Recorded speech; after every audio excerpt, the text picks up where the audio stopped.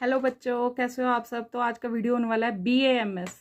कई बच्चों ने मुझे बोला है कि मैम बीएमएस पे सेपरेट वीडियो बना दो, स्कोप पे और जो ग्राउंड रियलिटी है उस पे और सैलरी वगैरह इस पे। तो इस पे शुरुआत करते हैं। देखो बेटा, जो बीएमएस है ना, अब ये इमर्जिंग फील्ड हो गई है। एक टाइम में ये जो फील्ड थी ये रूल करती थी, लेकिन धीरे धीरे एलोपैथी के आने की वजह से ना आयुर्वेदा थोड़ा सा बैक स्टेज पे चला गया, ठीक है। बट अभी जो है आपके 5.5 ईयर्स का कोर्स होता है, आप सबको पता है। जिन बच्चों को एमबीबीएस नहीं मिलती है वो ना कंफ्यूज से हो जाते हैं कि मैम हम क्या करें, कि हम बीडीएस लें या बीएमएस लें, ठीक है। तो बीएमएस में क्या है कि एक चीज से आप लोग बड़ा डरते हैं, वो है कि संस्कृत। तो बेटा देखो, संस्कृत की ऐसी बात है कि एक तो डरने की कोई बात नहीं है, पहली बात। सेकंड बात है कि संस्कृत के जो आपको वो होता है ना, वो सिर्फ फर्स्ट ईयर में रहता है, उसके बाद नहीं रहता है। और थर्ड बात ये है कि अगर आपको हिंदी अच्छे से आती है ना, हिंदी की जिन जिन भी बच्चों ने बीएमएस करने जाना है, तो आप एक आदत सी बना लो कि हिंदी न्यूज़पेपर को थोड़ा सा पढ़ लो 10 दिन के लिए, ठीक है। बाकी जिन्होंने 8th तक संस्कृत पढ़ी है ना, नॉर्मली कई स्कूलों में तो आपने 8th तक पढ़ी होती है, तो ईजी हो जाएगा आपके लिए। और जिनको संस्कृत नहीं आती है, जिनको ऑल टुगेदर ऐसे लगता है, तो एबीसी ऑफ संस्कृत जैसे होती है ना, तो वैसे ही आपको थोड़ा सा ना एक संस्कृत की ग्रामर बुक आती है स्टार्टिंग में, ताकि आपको थोड़ा सा एक आइडिया हो जाए। प्लस एक और आपको, उसको आप 10 दिन भी पढ़ोगे ना, आपको आइडिया हो जाएगा। हिंदी से देखो, जिसको हिंदी बढ़िया से आती है वो संस्कृत भी पढ़ लेगा। पहले तो हिंदी आपको पता होना चाहिए। अंग, अंगा, ये बेसिक चीजें हैं। जब हम अ आ ई ये वाली चीज करते हैं ना, तो जो अंग अंगूर है, अंगा, तो जो ये बेसिक आवाजें हैं, है ना, तो ये आपको संस्कृत की पता होनी चाहिए। जैसे उसमें मेरे को याद है कि संस्कृत हम पढ़ते थे, त्वम, है ना, त्वम मतलब तुमको बोलते हैं, ठीक है। अहम, अहम मतलब मैं। तो ये चीजें आपको बेसिक से आप सीख जाओगे ना। फिर हम वो संज्ञा करते थे, वो करते थे, इसमें क्या इनका चलता था, तीन वो चीजों वाला, है ना। जैसे आगे संस्कृत में अतिथि देवो भव, क्या मतलब हुआ कि अतिथि देव भगवान के समान है। तो ये संस्कृत का श्लोक है कि मतलब अगर आपकी हिंदी में पकड़ बन जाएगी, संस्कृत में कैसे नहीं बनेगी, ठीक है। अब उसमें मैं ना कई वीडियोस देखती हूँ, तो उसमें कई वेदाचार्य वो जैसे चीजें बोलेंगे।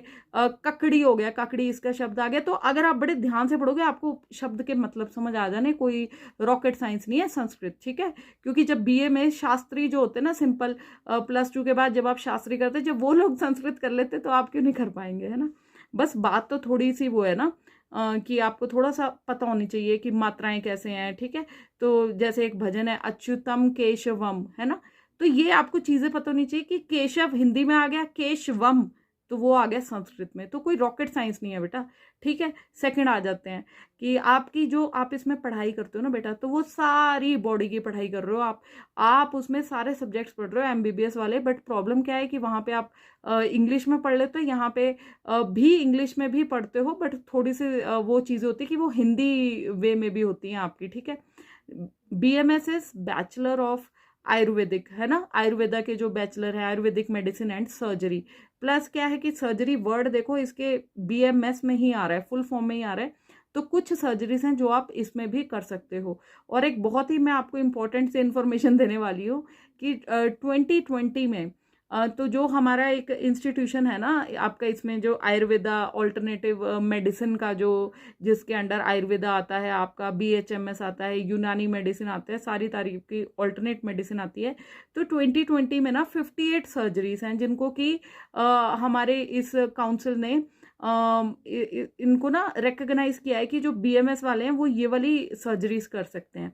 तो ठीक है, आप अंडर ग्रेजुएट लेवल पे भी करते हो सर्जरीज। उसके बाद आप क्या करते हो कि आपका जो फर्दर स्पेशलाइजेशन पीजी करने जाते हो ना, तो उसमें भी कर सकते हो। शल्य चिकित्सा बोलते हैं, जो कि सर्जरी वाली ब्रांच है, ठीक है। एक है शाकल्य। तो शाकल्य में आप वो वाली करोगे, आई हो गया आपका, ईयर हो गया, ठीक है, और नोज हो गया, ईएनटी वाली सर्जरीज आप इसमें करते हो। प्लस डेंटल का भी उन्होंने स्पेसिफाई किया है कि इवन आपको रूट कैनाल ट्रीटमेंट तक का सिखाया जाएगा, केरीज जो सिंपल ये वाले प्रोसेसेस है।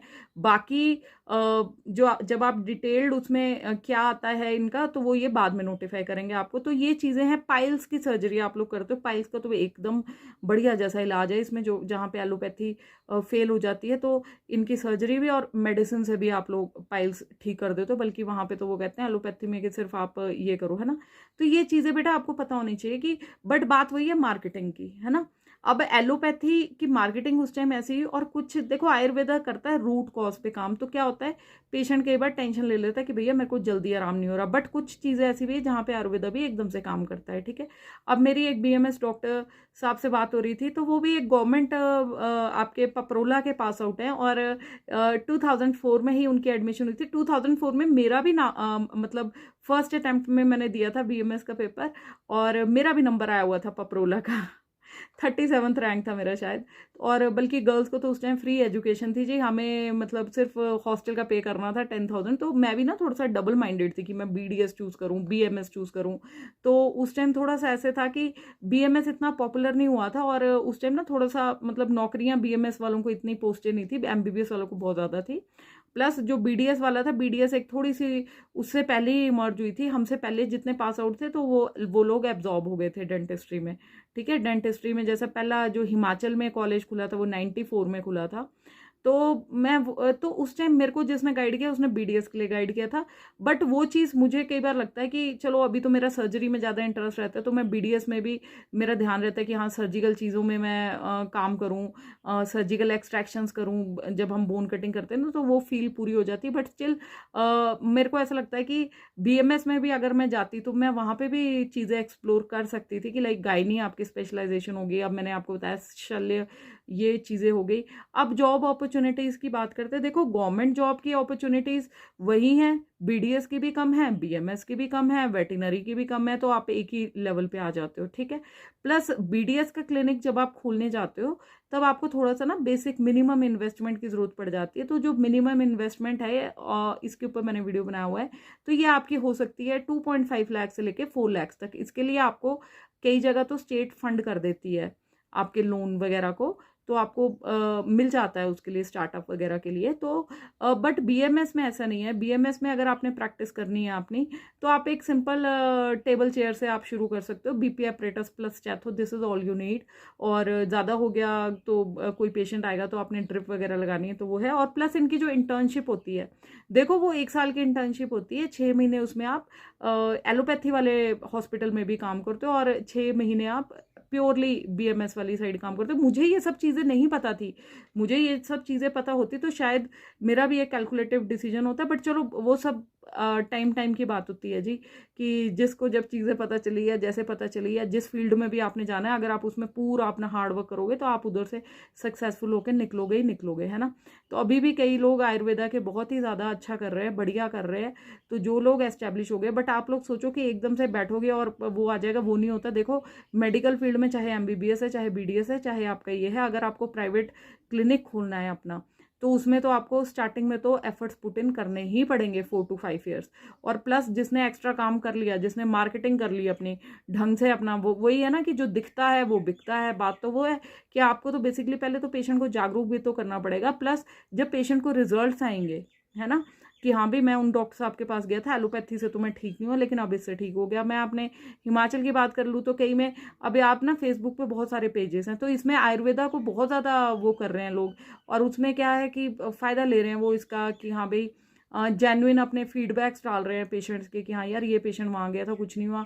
तो एक ना सोसाइटी में मैसेज आता है कि हाँ भाई नहीं, हम जहाँ एलोपैथी से ठीक नहीं हो रहे तो वहाँ से हो रहे हैं। मैं एक डॉक्टर साहब से बात करी, उन्होंने बताया मुझे, तो एक जैसे किसी के एडी की वो जो हड्डी होती है ना हल्की सी, जब आप चलते हैं एडी में दर्द होता है, ठीक है, मैं नाम बोल रही हूँ उसको, क्या बोलते हैं, स्पर बोलते हैं, कैलकेरिया स्पर शायद करके। तो उसका ना स्टार्टिंग में जो एलोपैथी में है वो मेडिसिन है, उसके बाद एंड में ना सर्जरी करनी पड़ती है। बट डॉक्टर साहब मेरे को बता रहे थे कि उन्होंने एडी से कुछ ब्लड वगैरह निकाला, जो भी आयुर्वेदिक पद्धति के अनुसार ट्रीटमेंट था, एंड पेशेंट गॉट रिलीव्ड। उसको बल्कि नहीं तो था कि मेरे को सर्जरी के लिए जाना पड़ेगा। तो ऐसे कई चीज़ें हैं। और वैसे भी जो हमारे गॉड ऑफ इसमें आयुर्वेदा, या फिर जिन्होंने स्टार्ट किया था धन्वंतरी जी, तो वो भी जो भगवान धन्वंतरी जी हैं हमारे, तो वो इसके ये ना आप जब जाएंगे हमारी हिस्ट्री में तो ये इनके जब हमारा वो हुआ था समुद्र मंथन, तो उसमें से बोलते हैं धन्वंतरी जी, भगवान धन्वंतरी जी निकले थे। और भगवान धन्वंतरी जी की ही कहते हैं कि मतलब नाम लेते हुए, और जहाँ पे भगवान का नाम आ गया, मुझे ऐसा लगता है कि वो तो वैसे ही वहाँ पे इलाज संभव हो जाता है, बाकी तो चलो क्योंकि सारा संसार चलाया हुआ है। तो ये थोड़ी सी चीज़ें जो मैं प्रैक्टिकल चीज़ों के साथ ना लिंक करके आपको बताती हूँ, ठीक है। प्लस अब प्रोस्पेक्ट्स की बात कर ले, आप बोले मैडम ने आज लेक्चर ज़्यादा दे दिया। तो देखो इसमें ऐसी चीज़ें होती हैं कि अब जॉब गवर्नमेंट में अगर लगेगी तो आपका, जैसे मैं एचपी गवर्नमेंट की बात करूँ तो कॉन्ट्रैक्ट की जॉब होती है 2 साल की, तो उसमें जो सैलरी स्टार्टिंग रहती है तो वो 33-34 के आसपास रहती है, 60% ऑफ योर बेसिक। तो बाकी भी जहाँ पे हो रहा है तो वहाँ पे कॉन्ट्रैक्ट में तो फिलहाल यही है। सेंटर की आप बात करें तो 80-90 के करीब होता है आपका। प्लस जॉब अपॉर्चुनिटीज़ की बात करें तो या तो आप गवर्नमेंट जॉब जो हम बात कर चुके हैं, इसके अलावा आप जा सकते हो अपना जो आपके आयुर्वेदिक फार्मा कंपनीज हैं वो भी एक आपके लिए प्रोस्पेक्ट खुला रहता है। इसके अलावा आप जा सकते हो जो आपके कॉलेजेस हैं, आयुर्वेदिक कॉलेजेस, वहाँ पे आप जा सकते हो एज लेक्चरर वगैरह, ठीक है।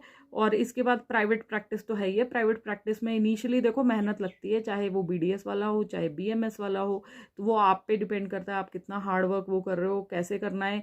एक तो सबसे पहली बात है कि किसी भी फील्ड में जाओ ना, सबसे पहले अपने आप को इन्फीरियर मानना छोड़ दो। सबसे पहले तो ये दिमाग में लगाओ कि भैया हम इस चीज़ के वो हैं। अब मैं दांतों की डॉक्टर हूँ अगर, तो पहले तो मेरे दिमाग में ये होना चाहिए कि मेरा दांतों की फील्ड है, मेरे को क्लैरिटी होनी चाहिए। अगर मैं ये सोचूंगी कि यार मैं ईसीजी नहीं पढ़ पाती हूँ अच्छे से, तो मेरे को ना कम्प्लेक्स ही आते रहना है, ठीक है।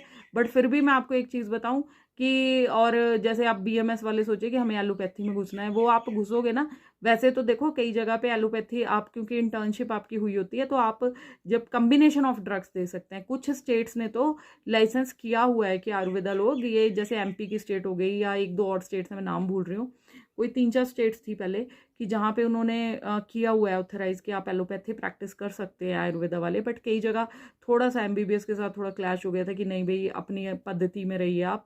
और प्लस कुछ चीज़ें ना आयुर्वेदा पद्धति में बहुत अच्छी हैं हमारे, जैसे मैंने काम किया हुआ है तो गवर्नमेंट सप्लाई में हमारे पास गैस की गोलियां आती थी आयुर्वेदा की, बहुत अच्छी थी, बहुत बढ़िया रिजल्ट से। आपकी बीपी की गोलियों का बड़ा अच्छा इसमें रिजल्ट आता है। फिर उसके बाद आपके एक हमारे ना वहाँ काढ़े आते थे चाय के लिए, तो उसके लिए कोई पाउडर जैसा आता था, अरे भाई उसकी चाय आप पी लो, मज़ा आ जाता था। तो बट बात तो वही है ना कि जो चीज़ें जैसे कि एक पीछे रह गया हुआ है ये, और इसी चीज़ को मतलब आप फॉरेन में चले जाएंगे, अब वो हमारे रूट्स, जो हमारे इंडिया के रूट्स में ना, उनको उन चीज़ों ने ब्रांड बना दिया है फॉरेन वाले लोगों ने। योगा को देख लो आप, योगा हमारा है, हमारा इंडिया का है, तो योगा एंड नेचुरोपैथी भी एक बड़ा अच्छा वो है। अगर कोई चाहे तो इसमें भी बड़ा अच्छा बना सकता है। प्लस बीएमएस का ऐसा है कि अब बबूल बबूल की दातुन होती थी, तो वो चबाते रहते थे, 1-1 घंटा तक चबाते रहते थे। उन बुजुर्गों के दांत भैया अभी तक ठीक है, क्योंकि वो क्यों होती थी, क्योंकि जब बबूल दबाते हो तो उसमें से ना आपके जो भी उसमें एंटीसेप्टिक गुण हैं, एंटीबायोटिक प्रॉपर्टीज हैं, तो वो आपकी उसमें आती थी। प्लस क्या होता था, उसको तब तक चबाते रहना जब तक रेशे नहीं बन गए उसके दातुन के। उन रेशों को आप ब्रश की तरह, वो ब्रश बन गया, ऐसे हम ब्रश खरीद के लाते हैं बाजार से जी, 20 रुपए से लेके 200-300-500 रुपए तक के ब्रश मिलते हैं, ठीक है। तो उसको, उससे हम लगे हैं, जब बबूल की दातुन चबा ली वो इफेक्ट मिल गया, प्लस जो रेशे हैं उससे यूं यूं यूं यूं कर लिया। तो क्योंकि मेरे को अभी भी याद है, क्योंकि मेरा जो अब मैं किस्सा सुना देती हूँ कि मेरे जो नानके हैं ना वो एक गांव में होते थे प्योर, तो वहाँ बबूल की दातुन मिलती थी, तो वहाँ हमने चबाई हुई है बचपन में, कड़वी कड़वी लगती थी बट हम चबाते रहते थे बड़ों को देख के, है ना। तो वही बात है कि उस टाइम के बुजुर्गों के, उनको वो गन्ना खाएंगे, हम गन्ना खाएंगे, क्योंकि हम तो आगे पेस्ट पे, तो वो गन्ना खाए ना उनके अभी भी दर्द ले, हम लोग गन्ना खाए ना यहाँ दर्द लग जाएगी ज्वाइंट में। तो ये एवोल्यूशन है एक तरह से, ठीक है। तो और इसका देखो आयुर्वेदा की कितनी अच्छी चीजें थी, हम भूल गए, हम पीछे रख दिए। अब देखो कोलगेट जी, है ना, अब मैं किसी ब्रांड के खिलाफ नहीं हूँ, बट हर्बल, कोलगेट ने हर्बल भी अपना ब्रांड निकाला है, आयुर्वेदा उसमें डाला ना, और कई हर्बल ब्रांड्स। अब मैं आपको एक बात बताऊं, हम केमिकल चीजें यूज करते हैं, बट जो लौंग का तेल है उसको हम इसमें बोल देते हैं क्लव ऑयल डेंटिस्ट्री में, तो इसका बहुत अच्छा इफेक्ट है डेंटल में। तो उस टाइम बोला जाता था जी लौंग का तेल लगा लो दांत दर्द में, वो वाकई काम करता है। तो ये है कहाँ, रूट तो इसका आयुर्वेदा में है ना जी। तो ये चीजें आपको खुद भी देखनी पड़ेंगी। और वही बात है, अब हम बात कर रहे हैं कि जब भी आपके पास बीपी के मरीज आ रहे हैं, शुगर के मरीज आ रहे हैं, तो थोड़ा सा रूट कॉज पे जाओ। उनको हमेशा अब एलोपैथी वाले डॉक्टर्स बोलेंगे कि दवाई तो चलेगी, साथ में आप यही वाले काम भी करो, लाइक वेट रिडक्शन करो, या फिर वो करो, आप वॉक करो, ये चीजें। तो आयुर्वेदा तो पहले से ही रूट कॉज पे काम करने को बोलता है। ठीक है, परहेज के लिए बोलता है। तो वो कहता है कि जड़ से ही खत्म कर दो बीमारी को। बट वो चीज़ें भैया आपको इसमें आना पड़ेगा ना, जो चीज़ें भूल गए हुए हैं, फॉरगॉटन, वो जो फॉरगॉटन, क्या बोलते हैं उसको, मैं एक टर्म भूल रही हूँ, फॉरगॉटन ग्लोरी। ठीक है, उस ग्लोरी को तो वापस लाएंगे आप। वो आपके ऊपर डिपेंड करता है कि आपने कितनी मेहनत करी और किस तरह से उसको वो किया, किस तरह से सोशल मीडिया यूज़ कर रहे हो। और आगे चलते हुए ज़माने में ना, ये कोलैबोरेशन बहुत ज़्यादा हो रही है एम्स वगैरह में, कि जहाँ पे कोलैबोरेटिव स्टडीज़ चल रही हैं आयुर्वेदा और एलोपैथी को इकट्ठे लेके चलने की। तो बात तो वही है कि दोनों को, ऐसा कुछ नहीं है कि बीएमएस लो है, एमबीबीएस ऊपर है। हाँ, कुछ चीज़ों में देखो डेफिनेटली, जहाँ पे अब किसी को बहुत ज़्यादा उस टाइम उसका रोड ट्रैफिक एक्सीडेंट हो गया या वैसे हो गया, तो वहाँ पे ज़रूर अब सर्जन का ही काम आएगा वहाँ पे मेन, है ना। तो वहाँ पे वैसे चलेंगी चीज़ें। बट कई चीज़ें ऐसी हैं कि जहाँ पे आपको खुद उसमें वर्क करना पड़ेगा। जैसे मैंने बोला, आपको बवासीर, पाइल्स की समस्या है, जिसको कि ये आयुर्वेदा वाले बहुत अच्छे से ठीक करते हैं। एक और केस मैंने आपको बताया जिसमें डॉक्टर साहब ने खून निकाल के ठीक कर दिया, जो कि ऐसे बहुत सारे केसेस होंगे, है ना। कई किडनी की प्रॉब्लम्स हैं कि जिसका आयुर्वेदा में वो लोग काफ़ी अच्छा कर रहे हैं। तो ऐसी चीज़ें हैं। तो ये तो बेटा, फील्ड के में अगर आना है तो पूरे जुनून के साथ आओ। फिर एक बार आ गए तो ठीक है, डिमोरलाइज होंगे जब आप सोचेंगे यार जॉब नहीं मिल रही, फलाना नहीं हो रहा। बट जो इसमें आ गए, जिसने स्ट्रगल कर लिया, तो वो तो हो ही जाता है। प्लस इसके पीजी के जो एस्पेक्ट्स हैं आफ्टर आयुर्वेदा के बाद, जब आप स्पेशलाइजेशन करते हो, वो किसी भी उसमें कर सकते हो। आप इसमें भी कर सकते हो, गायनी में कर सकते हो, सर्जरी में कर सकते हो। आई स्पेशलाइजेशन है इनका, ईएनटी का अलग से है, बच्चों का इनका अलग से है। तो ये सारे डिपार्टमेंट्स हैं इसमें, वो डिपेंड करता है। बट बात वही है कि आपको कुछ नहीं पता कि कौन सी फील्ड कब बूम कर जाएगी। ठीक है, अब आगे आगे एआई का ज़माना आना है। तो इस अभी तक रेडियोलॉजी, एमबीबीएस के बाद ना रेडियोलॉजी सबसे ज़्यादा पैसे देने वाली ब्रांच थी। बट आगे आगे बोलने वाली बातें, अब क्या पता किसको पता है फ्यूचर। अब बोलने वाली बातें हैं जी, एआई आ जाएगा तो वो खुद ही चीज़ों को डायग्नोस कर देगा। आपके बाहर से ही आपको फोटोग्राफ्स ले लेगा, एक्सरेस ले लेगा, सीटीज ले लेगा, एमआरआईस ले लेगा, तो आपको डायग्नोसिस कर देगा, वट एवर, है ना। बहुत सारी चीज़ें आ रही हैं। तो अब देखते हैं क्या होता है आने वाले टाइम में। और जब एआई आ जाएगा तो बोलते हैं कि रेडियोलॉजी जो अब तक की ब्रांच है एमबीबीएस के बाद, जो कि सबसे ज़्यादा, सबसे पहले टॉपर्स उठाते हैं ना, तो लोग कहते हैं कि भैया वो वाली ब्रांच है ना बिल्कुल डाउन चली जाएगी। हु नोस कब वो चीज़ आती है, कब टेक्नोलॉजी आएगी। हमें, आपको पता था 95 में लैंडलाइन होता था, फिर वो छोटे छोटे ईंट वाले मोबाइल फ़ोन आए नोकिया के, है ना। तो वो 97 98 में मोबाइल फ़ोन आया। उसके बाद जी किसने सोचा था हर बंदे के हाथ में स्मार्टफोन होगा। 2009-10 में स्मार्टफोन आना शुरू हुए, 10 में ही आना शुरू हुए। इनफैक्ट 10 भी नहीं, मेरे ख्याल से हाँ 10 और 11 के बीच में आए हैं, जो एग्जैक्ट पूरी स्क्रीन। किसने सोचा था, आज हर बंदे के हाथ में है। तो टेक्नोलॉजी कहाँ तक चली जाती है। ठीक है, तो बट वही है कि अब उसमें टेक्नोलॉजी इतनी ज़्यादा जा रही है, तो हर किसी की जॉब अपॉर्चुनिटीज़ उसमें कईयों की कम भी होंगी, कईयों की इंक्रीज भी होंगी। तो you have to be prepared कि हाँ भाई, एक आपका प्लान बी भी होना चाहिए कि हाँ भाई ऐसी कुछ चीज़ें होती है तो हमें क्या करना है, क्या एक्सप्लोर करना है। ठीक है, तो बाकी तो सारी चीज़ों को आप उसमें रखिए। कोई भी ऐसा नहीं है कि बीएमएस आप सोचे, पहले तो खुद में प्राउड फील करो कि हाँ भाई अगर हम ये वाली फील्ड में आ रहे हैं तो पहले तो खुद वो ग्लोरी को महसूस करो कि वी आर कैपेबल है। ऐसा नहीं सोचना होता कि हाँ भाई वो सब वहीं जा रहा है, वहीं जा रहा है। और जो भी कैलकुलेटिव डिसीजन लेना होता है आपने अपना, है ना। और जो भी आप करें उसमें पूरा जी जान करिए, मेहनत करिए। मेहनत कभी वेस्ट नहीं जाती है, किसी ना किसी रूप में आपके काम आएगी। प्लस नई नई थोड़ा सा इनोवेटिव बनिए। ऐसा नहीं है कि हम मेडिकल फील्ड में हम इनोवेटिव नहीं बन सकते हैं। ठीक है, मैं भी अपना इसमें देखिए आप सबके सामने मैं कनेक्ट हो रही हूँ। मुझे अच्छा लगता है, क्योंकि मुझे लगता है कि मेरी एक मैं कनेक्ट होती हूँ, प्रोडक्टिविटी मेरी बढ़ी है। और आप लोगों के थ्रू जब मेरे पास क्वेश्चंस आते हैं ना, तो फिर मैं देखती हूँ मेरा खुद का जीके बढ़ता है उससे, कि हाँ भाई ये वाली चीज़ें हो रही हैं, उसके लिए मैं ये रिसर्च करूँ जो मुझे नहीं है पता चीज़ें, है ना। तो ऐसी ऐसी चीज़ें होती हैं। तो चलती रहती है लाइफ, सीखने की कोई उम्र नहीं होती। तो आप भी बस यही जज्बा बना के रखो, और जो भी काम करो, जिस भी फील्ड में जाओ, एक कॉन्फिडेंस रखो। चाहे आप बीए हैं, चाहे ग्रेजुएशन है, और चाहे बीएमएस हैं, चाहे बीडीएस हैं, चाहे वेटरनरी हैं, चाहे बीपीटी हैं, चाहे नर्सिंग में जाते हो। स्ट्रगल बेटा हर कहीं है, बस ये आप पे डिपेंड करता है कि हाँ भाई हमने कौन सी फील्ड में जाना है। प्लस एक दिमाग हमेशा रखो खुला, कि कोई भी अगर मेडिकल फील्ड में आते हो तो यही मत सोचो कि नर्सिंग के बाद मुझे जी जॉब नहीं मिल रहा, बीएमएस के बाद जॉब नहीं मिल रहा, वेटरनरी के बाद जॉब नहीं मिल रहा। भैया आप सारे ग्रेजुएट लेवल के जो टेस्ट है ना, आप सबके लिए एलिजिबल हो। ठीक है, सिर्फ एक इच्छा शक्ति की ज़रूरत है। कहीं से भी शुरुआत कर सकते हो, ज़ीरो से भी शुरुआत कर सकते हो, ऐसा कुछ नहीं है। अपने माइंड में अगर आपको इतना ही टेंशन है कि बाद में जॉब्स नहीं मिलने हैं, तो इसको एक ग्रेजुएशन लेवल की डिग्री करके कर लो, कि कल को देखा जाएगा। एक प्रोफेशनल डिग्री है, एक इसको आपके पास तो डबल वो हथियार है, दो तलवारें हैं। एक तलवार तो हुई ना कि आप भी प्रोफेशनल फ्रंट पे, आप पीछे से आपका बैकअप हो गया कि मैं क्लिनिक पे बैठ सकता हूँ। प्लस जब तक पेशेंट्स नहीं आते हैं आपके पास, किताबें खरीद लो भाई, कंपटीशन की किताबें खरीदो, उसकी भी तैयारी करते रहो साथ में। एक प्लान बी की तैयारी रखो, ठीक है। जो भी ग्रेजुएट लेवल के, अगर बीए वाले वो टेस्ट कर सकते हैं, आप नहीं कर सकते हो, ठीक है। बट थोड़ा सा प्रिपेयर्ड रहो कि हाँ भाई, ऐसा नहीं सोचो कि कोई भी काम छोटा होता है। डॉक्टरों के बैंक पीओ का भी एग्जाम लोग क्लियर करते हैं, बहुत अच्छी जॉब है। बस वही बात है, मैं देखती हूँ पीओ वाले बोलते मत आना भैया, हेक्टिक है। हेक्टिक भैया, अब सारी सारी चीज़ें ही हेक्टिक है। या तो फिर बिजनेस का सोच सकते हो, है ना। तो वो तो आपको खुद देखना है कि आपको ने दिमाग किस साइड को एक्सपेंड करना है, ठीक है। बाकी भगवान सबका भला करे।